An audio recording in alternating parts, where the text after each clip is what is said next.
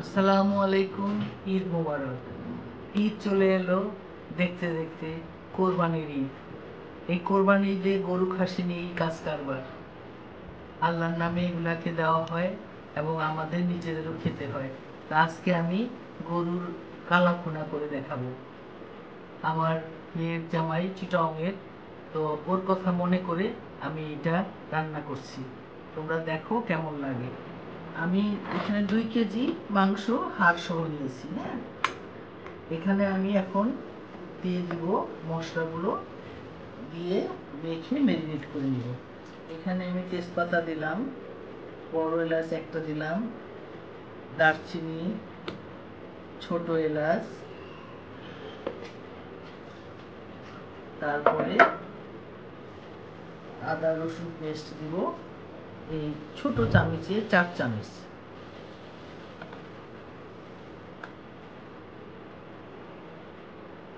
ঠিক আছে। তারপরে দেব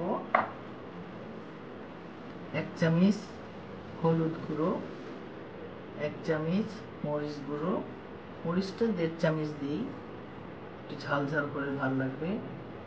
ধনিয়া গুঁড়ো 1 চামচ, জিরা গুঁড়ো 1 চামচ, আর দেব বেরেস্তা, 1 কাপ বেরেস্তা দিয়ে দিব।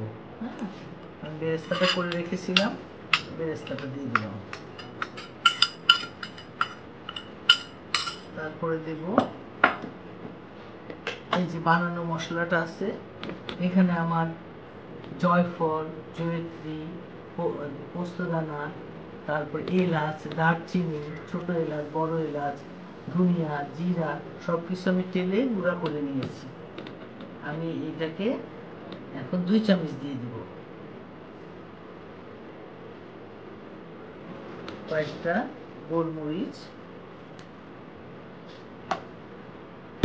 আর দেব লবণ, স্বাদ মতো লবণ দিব।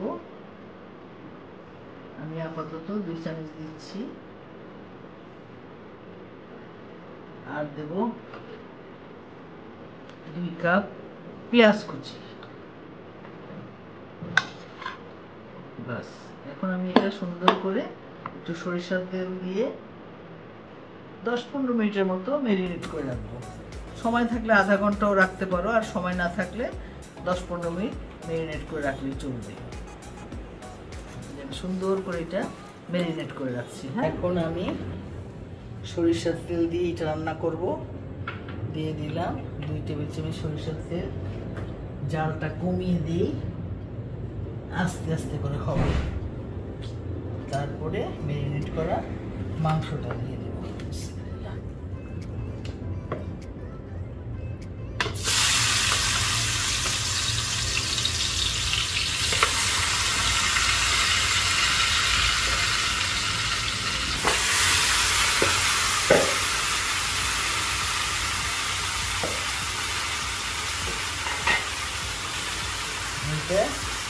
ঢেকে রাখবো আস্তে আস্তে মশলাটা মেশার জন্য।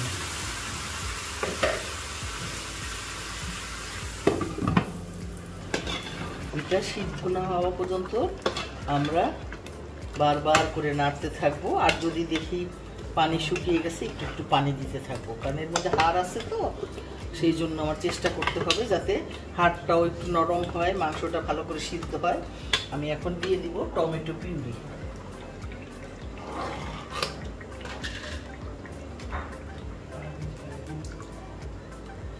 টমেটো পিউরি দিয়ে দিলাম।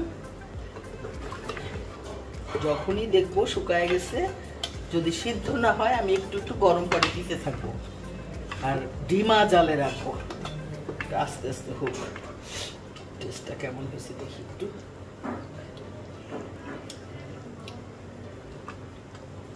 ঠিক আছে, তারপরে আমি টমেটো পিউরিটা পুরোটা দিয়ে দিব, বেশি হয়ে যাবে, থাক। মাংসটা সিদ্ধ হলে বাগার দিব। হ্যাঁ, এটা হতে থাক আস্তে আস্তে। প্রায় সিদ্ধ হয়ে এসেছে। এখন আমি ছোট্ট একটা জিনিস করব, সেটা হলো কালার হওয়ার জন্য একটু সয়া সস দেব। কালার না হলে তো হবে না, এই যে একটু সয়া সস দিয়ে দিলাম।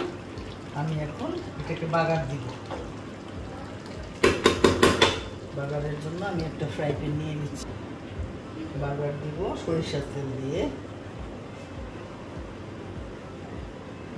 তেলটা একটু গরম হোক। দিলাম দুটো রসুন কুচি,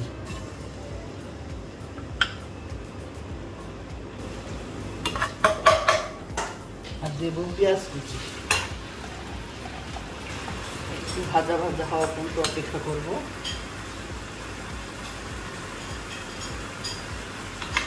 তোমরা কে কেমন ভাবে ঈদ করছো, মানে সবাই আমার শুভেচ্ছা নিও।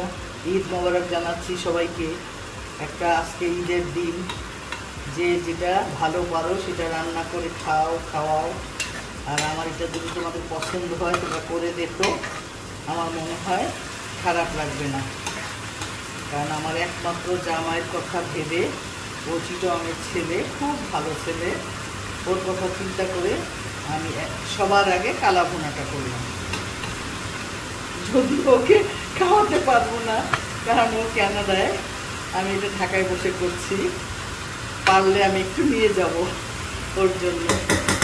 আমি ঈদের পরে যাব, তোমরা আমার জন্য দোয়া রেখো। হ্যাঁ, হালকা বাদামি করে ভেজে নিলাম। এখন দিব আমি কিছু শুকনা মরিচ।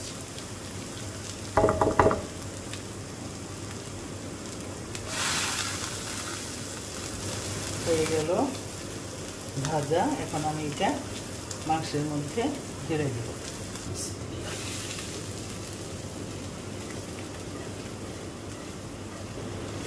এখন একটু কালা ভুনার মশলা আছে, লাস্টে আমি কালা ভুনার মশলাটা দিয়ে একটু নিয়ে ঢেকে দিই। এই মশলার মধ্যে শুকনা মরিচ, মৌরি, জিরা গুঁড়া করা আছে, এটা দিয়ে দিলাম। হয়ে গেল আমার কালা ভুনা রান্না। একটু তেল ভাসবে, তারপরে আমি বেড়ে ফেলব। দেখো কেমন হয়েছে, মাশাআল্লাহ, আমার মন মতো হয়েছে। মাংসটা, হাড্ডিগুলো বেশ সিদ্ধ হয়ে গেছে। আমার কালা ভুনা। এখন জাস্ট ফর একটা ডেকোরেশন, দেখতে সৌন্দর্য, আমি কয়েকটা পেঁয়াজ কিউব করে কেটে রেখেছি, ওগুলো আমি এটার মধ্যে দিয়ে দিলাম। আর মাংস অলমোস্ট হয়ে গেছে। এই শেষ। তোমরা এখন খেয়ে বলো কেমন হয়েছে, টেস্ট করো। আমার মনে হচ্ছে মাশাআল্লাহ মৌ মৌ করছে। ঈদের প্রথম রান্না আমার, চতুর্দিকে ঘ্রাণে মৌ মৌ করছে। বন্ধুরা, তোমরা ঈদ ভালো করে করো, আনন্দে করো, সবাই সবার সাথে মিলেমিশে একজন আরেকজনের সাথে একাত্মতা প্রকাশ করো।